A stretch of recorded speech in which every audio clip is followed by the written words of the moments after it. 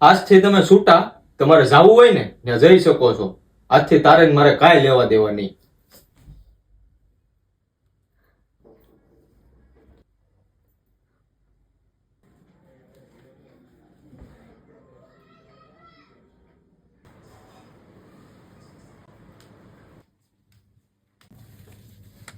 બેટા હું છું?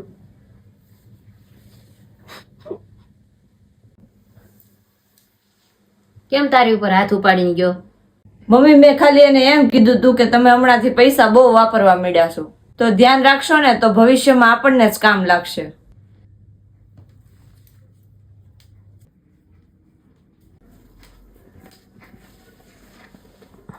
સાંભળ બેટા, તું કામે છે તો વાપરે છે, એનાથી અમને કોઈ વાંધો નથી. પણ આજે ભૂમિ બોલી એ હાચી વાત છે, તો પણ તે એને ઉપર હાથ ઉપાડ્યો.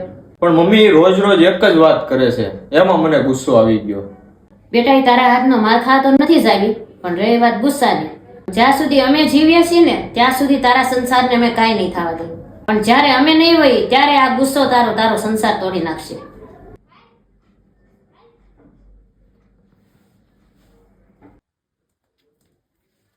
સોરી, મારી ભૂલ થઈ ગઈ. હું તમને જે કહું છું ને એ આપણા ભવિષ્ય માટે જ છે. અને બીજી વાત કે તમે મારા ઉપર હાથ ઉપાડી લીધો ને તો હું આ ઘરમાં તમારા ભરોસે આવી છું. જો તમે જ મારી સાથે આવું કરશો તો કેમ ચાલશે? સોરી, હું પ્રોમિસ આપું છું કે હવે હું ક્યારેય તારા ઉપર હાથ નહીં ઉપાડું. તો ગુસ્સો કરશો એમ? ના, હવે સોરી.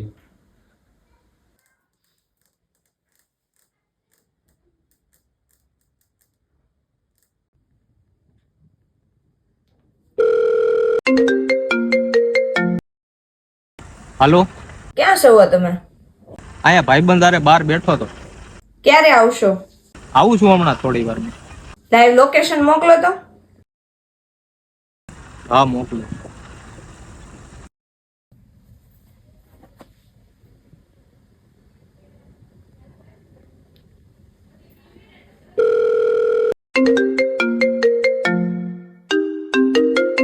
હા હલો, આજે આવવા મોડું થઈ ગયું હો. હા હા, મને ખબર છે. ક્યાં છો? અરે આવું છું, રસ્તામાં છું. લાઈવ લોકેશન નાખો મને. હા, નાખું.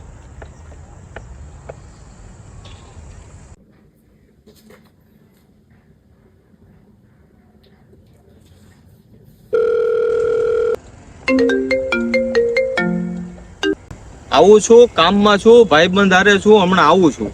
તમે જ્યાં હોય ત્યાં, પણ જેની હારે હોય ને એની હારેનો ફોટો મોકલો મને. હા, મોકલું છું. જતભાઈ ફોટો પાડજો.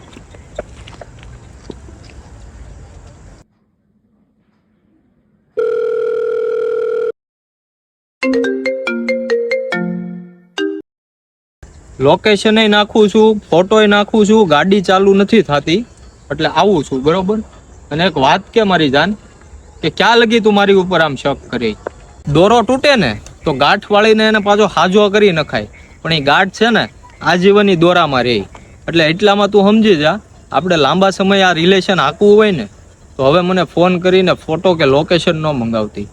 બાકી હું તને પ્રેમ કરું છું એની સાબિતી મારે દેવાની જરૂર નથી.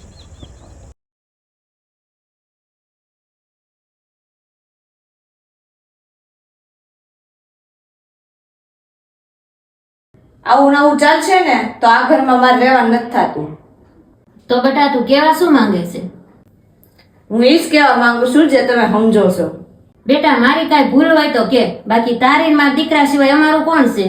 એ હું કઈ નથી જાણતી. તમારે જો અમને ખુશ જોવા હોય અને જો અમારા ઘર સંસારને આગળ વધારવા માંગતા હોય તો તમે ને મારા સસરા બે ગામડે જતા રહ્યો અને અમને આ ખુશીથી રહેવા દો. અને દર મહિને પૈસા તમને મોકલાઈ દેવું અને તમે ત્યાં ખાઈ પીને મોજ કરો.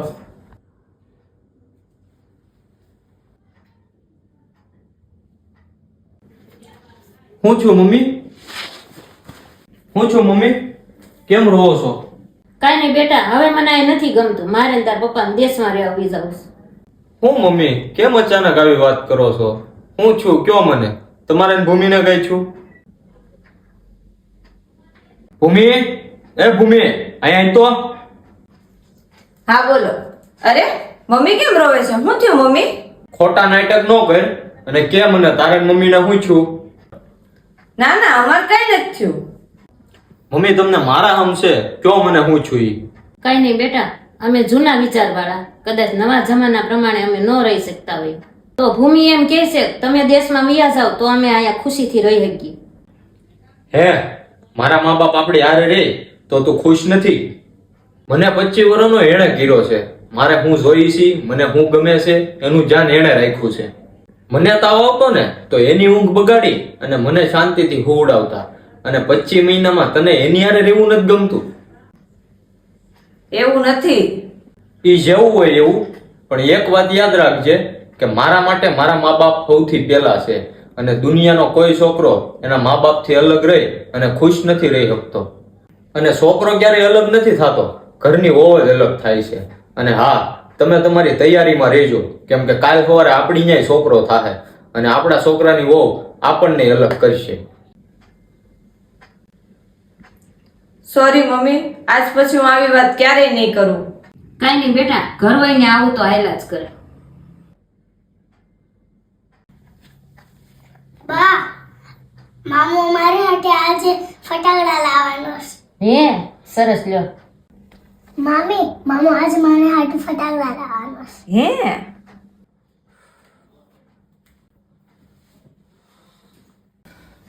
લાય મારા ફટાકડા લાય.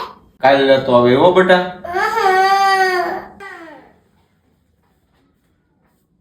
બા, મામો એ કાલ કીધું તું ફટાકડા લાવશે, નો લાવ્યો. એ છોકરા, કેમ ફટાકડા નો લાવ્યો હાટું? મામી, મામો એ કાલ કીધું તું મારા હાટે ફટાકડા લાવશે તો નો લાવ્યો. હમણાં એની હારે વાત કરીને પૂછું છું કે મારે રુદુ હાટું ફટાકડા કેમ ન લાવ્યા. ઓય સાંભળો તો, બોલ.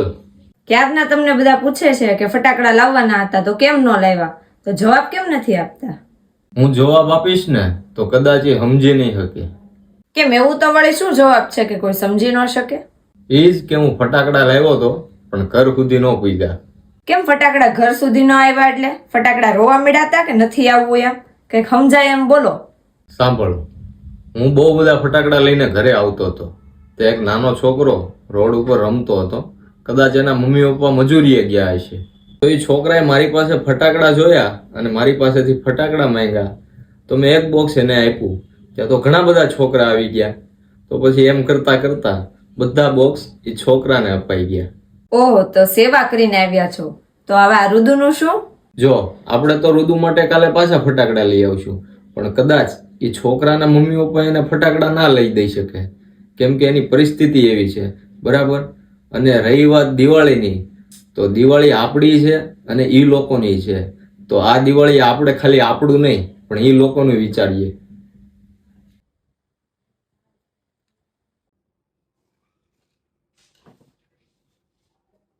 આજે 30 તારીખ થઈ ગઈ છે. કાલે મારી ટ્યુશનની ફી ભરવાની છે. હા, કઈ વાંધો નહીં, એ હું સેટિંગ કરી દઈશ. બેટા, કાલ મકાન માલિક ભાડું લેવા આવશે અને લાઇટ બિલ હોત ભરવાનું છે. અને મકાન માલિક એમ કહેતા હતા કે ભાડું વધારવાનું છે. મમ્મી કહેવાય ને એને, હજી 3 મહિના પહેલા તો વધાર્યું છે. મેં કીધું પણ એને એમ કીધું ન પોહાય ને તો મકાન ખાલી કરી દેજો. સારું, હું કંઈક કરું છું. સાંભળ, અને કોલેજની ફી ભરવાની છે, એનોય મેલ આવી ગયો છે. હા હા, મને યાદ જ છે, હું કરી દઈશ સેટિંગ.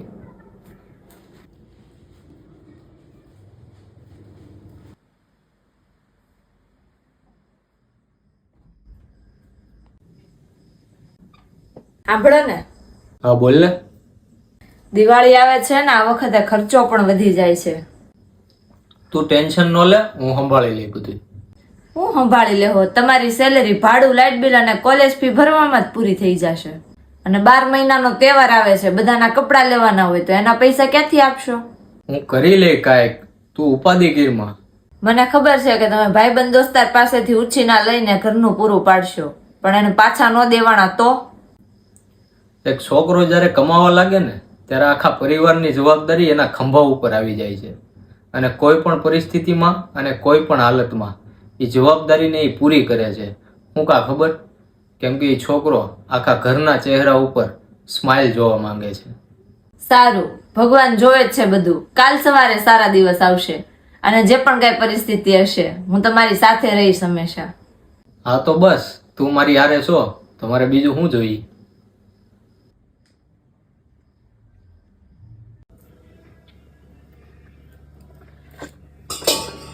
તને સમજાય છે? કેટલા દિવસ થઈ ગયા તું આ ઘરમાં આવી અને હજી મારે તને કેટલું શીખવાડવું પડશે? હું છું મમ્મી, કેમ રાયડું પાડો છો? આ જો તારી બાઈ, હું કેટલા દિવસ આને જમવાનું બનાવવાનું શીખવાડું છું, તો પણ આજે દાળમાં મીઠું વધારે નાખી દીધું. રોજ નવેસરથી જ બધું શીખવાડવું પડે છે, કાંઈ યાદ જ નથી રહેતું. મમ્મી, જેટલું તમે એને ગુસ્સેથી શીખવાડશો ને એટલું એને ઓછું સમજાય. એકવાર તમે એને એના મમ્મીની જેમ શીખવાડો ને, જોજો પછી તરત એને યાદ રહી જાય. રોજ એક ને એક વાત શીખવાડવાની, ડોબા જેવી છે હાવ. મમ્મી, તમે હું બોલો છો એ તમને ખબર છે? એ તમારી સામું નથી બોલતી તેનો મતલબ એમ નથી કે ક્યારેય તમારી સામે નહીં બોલે. એને પણ બોલતા આવડતું હોય, પણ એ તમારી ઇજ્જત કરે છે અને તમને પોતાની માં સમજીને તમારા કડવા વેણ સાંભળે છે, બાકી એ બોલી શકે છે. હા, તું શીખવાડી દેજે અને મારી સામે બોલતા, એટલે શીખી જા. તું એની સાઈડ લેશો, બાયડીનો થઈ ગયો સાવ. મમ્મી, એમાં ક્યાં આવી બધી વાત આવી? હું ખાલી એટલું કહું છું કે ઈ પણ આ ઘરની સભ્ય છે અને હવે એને આ ઘરમાં જ રહેવાનું છે. તમે જેટલું એની હારે એક દીકરીની જેમ વર્તન કરશો ને એટલું જ ઈ તમારું એની માની જેમ ધ્યાન રાખશે. અને વિચારો કે તમે પણ આ ઘરમાં એક વહુ બનીને જ આવ્યા હતા ને, તો તમારાથી કઈ ભૂલ નહીં થઈ હોય. જેમ તમે આ ઘરમાં આવી અને ઘણું બધું શીખા ને, એમ આને પણ શીખવાડો, એટલે આપણે બધા હળી મળીને રહી અને ઘરમાં શાંતિ રહી.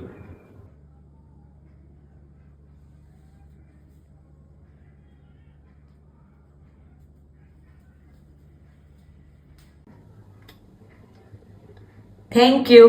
જો તારો વાક હશે ને તો તને કહે, અને મમ્મીનો વાક હશે ને તો મમ્મીને કહે. નાની નાની વાતમાં ઝઘડા કરી અને આ ઘરના ભાગલા હું ક્યારેય નહીં પાડવા દઉં.